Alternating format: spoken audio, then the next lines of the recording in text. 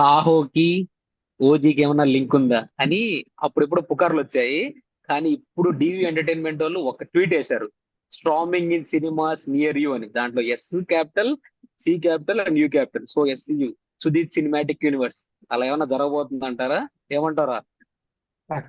అంటే వాళ్ళు అఫీషియల్ గా ఇంకా అనౌన్స్ చేస్తారు కాబట్టి ఖచ్చితంగా జరుగుతది. అసలు ప్రభాస్ ఆ, పవన్ కళ్యాణ్ ఒకే స్క్రీన్ మీద అసలు అమ్మ ఇంకా సవాల్ ఖచ్చితంగా అబ్బా, లేగుస్తాయి అసలు, నో డౌట్ అసలు. అది అరాచకం. కానీ నిజమైతే టూ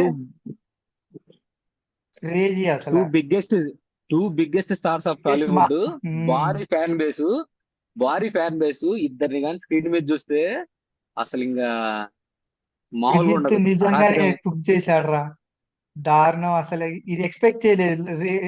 ఇప్పుడు ప్రీమియర్లు ఆల్రెడీ పడతాయి, 10ంటికి పడతాయి, కరెక్ట్ గా రిలీజ్ చేశారు.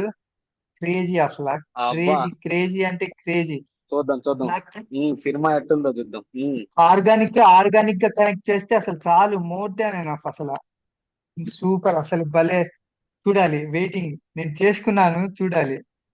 ఇంకా ఏవిఎస్ గాడు అయితే ఇంకా హాల్లో చచ్చిపోతాడేమో కన్ఫామ్ గా. వాడికి తెలీదు. వాడు చచ్చిపోతారా పవన్ కళ్యాణ్?